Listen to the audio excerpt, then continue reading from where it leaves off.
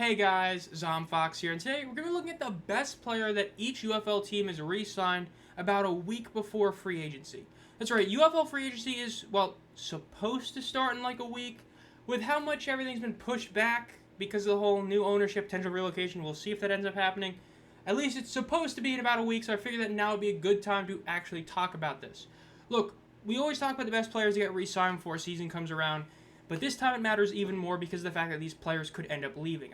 And that goes to this tweet from James Larson, where it was pretty much confirmed that something that we heard about a while ago, which is that for the first time in UFL history, which was supposed to be USFL history, but obviously the whole merger happened, is that if you were on a single team for 2 years, you can go be a free agent and sign with any team you want, or you become a free agent. Meaning that, again, like somebody like a Matt Corral, somebody like a Frank Gidna could become a free agent and go leave to another team. So this is a big deal, right? Now, I know there's some things like if you were traded, it doesn't fully count. I believe if because the team kind of has your rights if you leave or something, I think it's like if you leave to the NFL and come back, you're still technically part of them for 2 years. I believe it's something like that. So a lot of players are able to go to another team, so keeping your good talent is important. So without further ado, let's get started with the Arlington Renegades, who have no one. Yes, there are actually 2 teams that, heading into October, 5 days away, do not have any. I mean, it's insane. Or actually, like 4 days away, but depends when this video comes out. Point is, it's insane they have not re-signed anybody, but it's not the biggest shock. I know Larson's pointed out on other media platforms that like the Renegades in DC are historically slow to do things like this, but then there's also the question of Stoops, because he's one of those guys that is definitely not a confirmed guy to return. Let's call it like it is. If Anthony Vector, Mike Nolan doesn't return, it's a huge shocker. If Skip doesn't come back, it's a shocker. Not as big a shocker, but still is a big shocker. Shannon Harris, at this point, would be a shocker if he leaves because, again, he said he's going to be back. Basically, those 4 guys are the ones that are like, we're going to be back. Especially Nolan and Beck. Those 2 guys are going to be back. Then the other 4 are usually coaching issues, or at this point, Curtis Johnson looks to be safe, and then the Stoops. Stoops is one of the guys that is like Phillips, where you don't know every year if he's going to return or not. Them not re-signing anyone doesn't bode well for him coming back, and you don't know for sure. Might be that he's still thinking about it. Bottom line is they haven't re-signed anybody, which is bad for the team, especially because of Luis Perez being the big one. Because if you're a team that, kind of needs a starting quarterback and feels like you're a quarterback away, let's say the Battlehawks, who, have proven that they need a pocket passer, traditional quarterback to work. You get a guy like Luis Perez, now we could be talking. So that's a big thing to note, is that you do have that potential for a big name player like him to leave. So for the Renegades, it is no one. Now the Stallions, it's going to be Ricky Person Jr. Now, Carlos Davis and Marlon Williams both have definite arguments for it, but I went with Ricky Person. The biggest reason is because year after year he's seemingly taking over the role of the starting running back a bit more. Yes, his stats were not unfathomably better than 2024. They were still better in the areas that matter the most, and that's average yards per rush. He went from 3.2 to 4.1 while still carrying a lot of touchdowns and still not having to rely on a massive run to, boost your average. We've talked about it before. There's a lot of running backs in the league that would, burn like a 60-yard rush, and their rushing average just skyrocket because they finished with 400 rushing yards, so it's kind of an inflated stat. But if your longest rush is under like 40, it's really not doing that much to it. So Person having a 4.1 average is very legitimate. Even though he had a little bit less carries, a lot of that was with how the team was performing. They weren't as dominant, so they obviously weren't running the ball, the same level. But with CJ Maribel getting older and getting more wear and tear on his body, for how great he is, at the end of the day, Person is probably going to be taking more and more of the carries. He didn't play a full season. He missed 2 games. If he had those 2 extra games, he would have probably hit 400 rushing yards. Would have been a bit higher on the list. Overall, though, he was still 8th in rushing yards, tied 2nd in rush TDs, and 7th in rushing yards a game. Yes, could mention Jamar Smith, but with how last year went, where he went from, coming in, playing pretty well, to not playing as well, getting benched, somewhat justifiably, somewhat not justifiably. With Person, he's the most recent re-sign. Again, when this video comes out, especially if it ends up coming out like a day after I start making this, I don't know when I'll finish it. It just depends if I get it out on Friday or Saturday. There could be another signing or 2, but at least at the moment, I think that Ricky Person is the best for the Stallions. That's why I have him here.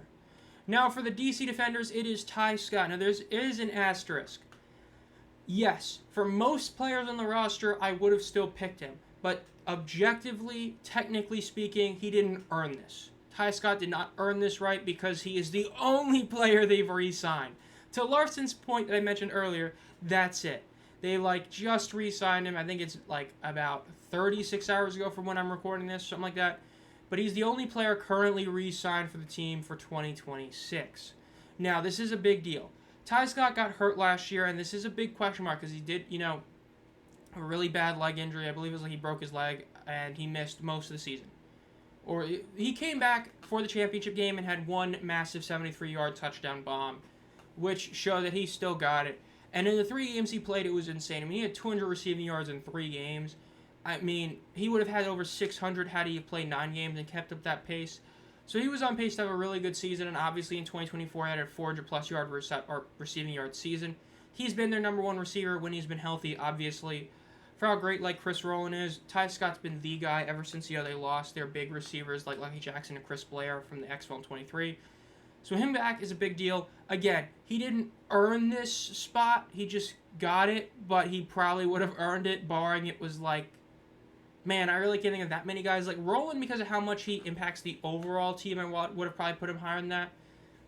I don't know. Because, as I said before, I think Te'amu still was a bit overrated last year. Had an incredible, literal perfect championship game, but through the regular season wasn't the guy that people said he was. So I would have definitely put Ty Scott here over him because of how impactful Ty Scott is.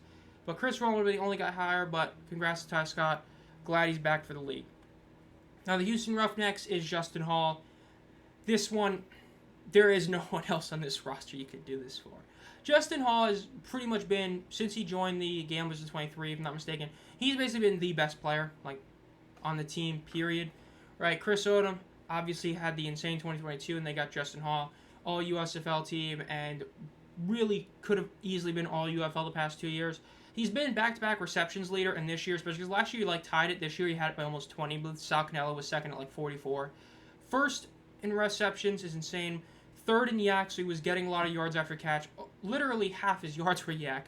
7th in receiving touchdowns, granted was tied, and overall 4th in receiving yards at 501.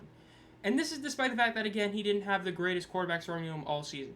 He did have McClendon for a decent amount of the season, but he did have, the Anthony Brown experience for the first couple of games. And he had Nolan Henderson playing the little bit he did. So he really got 7.5 games of quality quarterback play compared to a full season, and still put up 500 yards. Obviously, he's not as bad as last year, or 2 years ago in 2024. He was putting up stats with really weak quarterback play. Hall's been an incredible receiver. He's been that. He's been the most consistent one of these guys. When you're talking about consistently being a top receiver, he's been arguably the best. He's not the only guy that has, that kind of argument, but he's definitely one of them that has a really good one. He's a reception guy, but he's going to get yak. He's not just going to, catch the ball and then go down 2 yards later. When you're having 260 yak and you're having 500 total yards, you're averaging 50 a game, you're playing really solid and you're a huge part of this offense. Definitely would get this no matter who else they re-signed. This was an easy pick.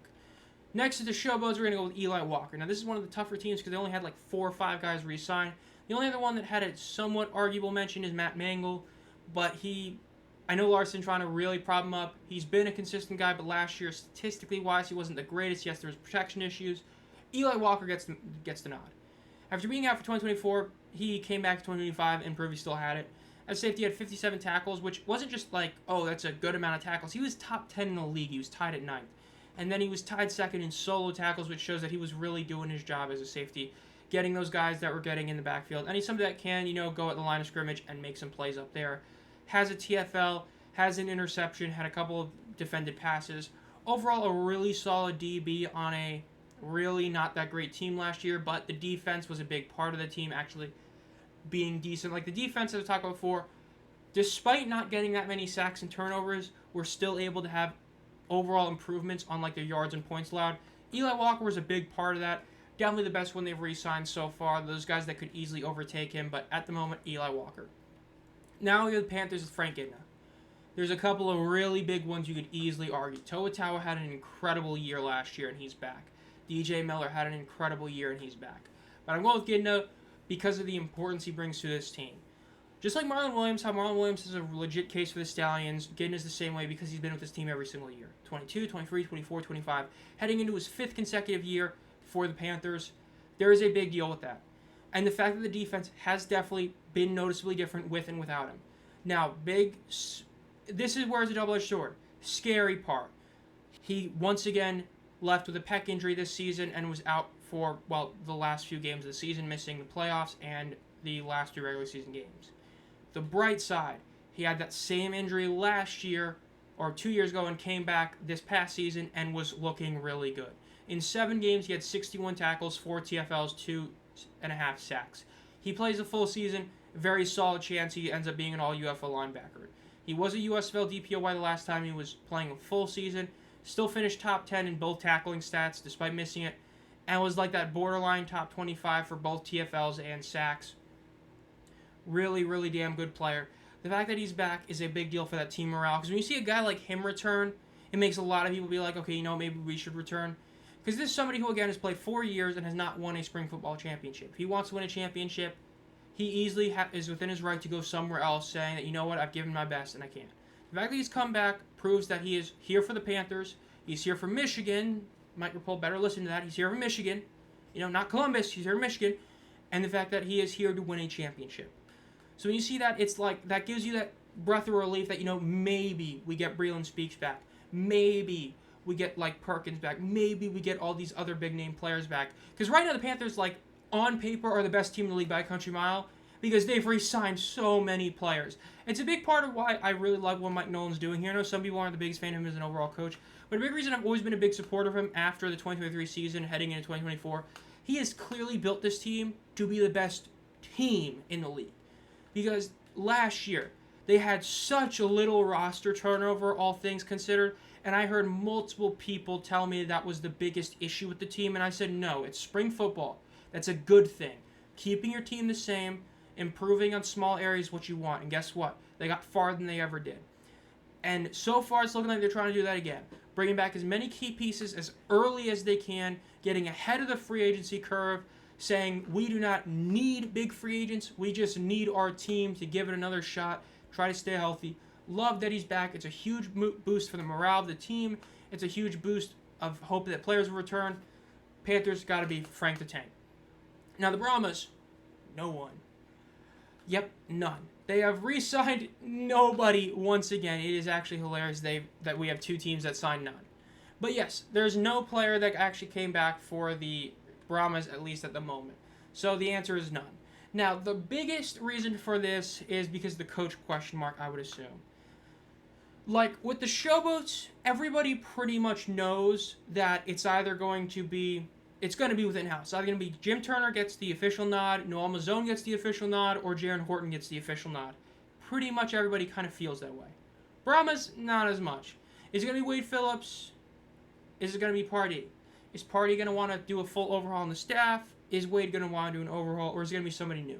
The Brahmas are a bigger question mark at head coach than the Showboats, despite both having that interim issue, because of the fact that the defenders obviously took the tag off Shannon, but when we're talking about these 2 teams, it's bigger question for the Brahmas than it is the Showboats, especially because the Showboats showed improvement. So what they were doing, copying the Maulers in a lot of ways, was working, whereas the Brahmas just fell off a cliff.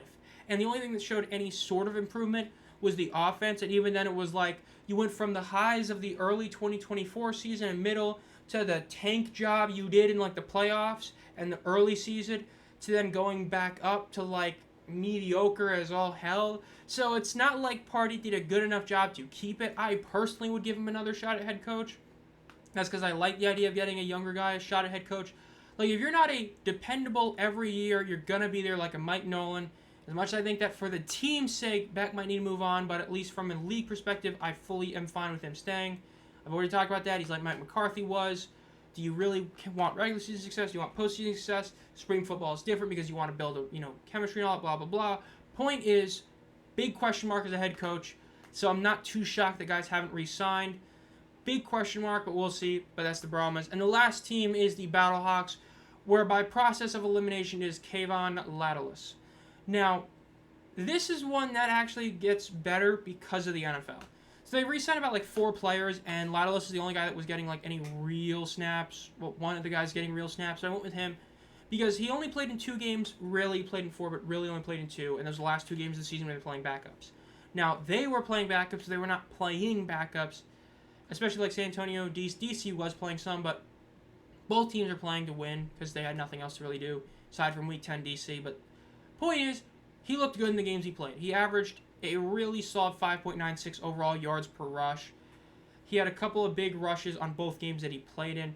He looked really solid. Again, do the 23 thing. Take away the 23-yard long that he had in that game. And I think he had like a couple of long ones. He still would have had like 6 carries for like 24 yards. It's still a solid average.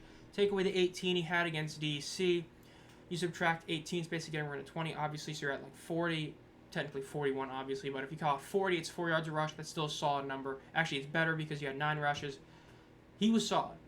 An important note, Jacob Sailors is currently an NFL player. Not a practice squad NFL player. He was on the active roster seeing game time for the Lions as a kick returner. Jacob Sailors was your clear number one running back. That was the best running back in the league, all things considered. You know, someone argued Toa ended up taking that later on in the season, but I still would stand by that overall. Sailors was the best, and then it would be Toa. Bottom line is, you're probably not getting Sailors back. Like, you might, but when you're a guy who's getting active snaps like he is, it's very real that he ends up sticking around the Lions because, again, the Lions know that if a receiver or two goes down or a running back or two goes down, you can plug him in there. Like, he is such a legitimate receiving threat. You could probably plug him in as, like, a super slot, like, wide receiver 4 that gets a couple snaps if you really needed to, and you could easily put him as an RB2.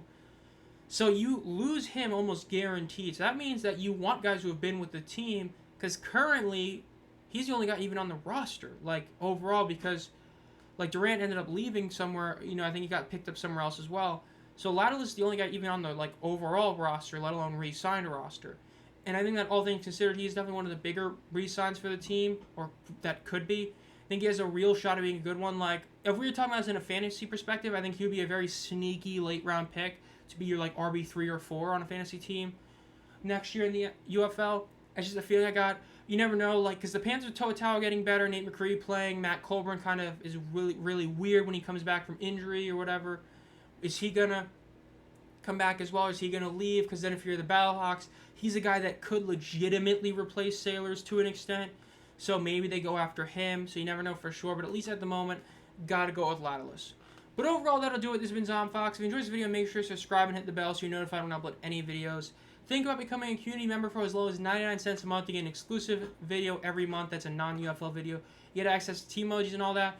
Don't know when the next live stream is going to be. I might do one next weekend. I just kind of haven't been feeling doing one, honestly, for just haven't really feeling like streaming. I've been kind of tired a lot the past couple of weeks. Again, like, if you may have heard like a fan going on in the background during this video, like for the past like week and a half, it's been like a really bad heat wave coming in NC. It's just been really rough on me. But overall, hope you all enjoy this video. Have a great night.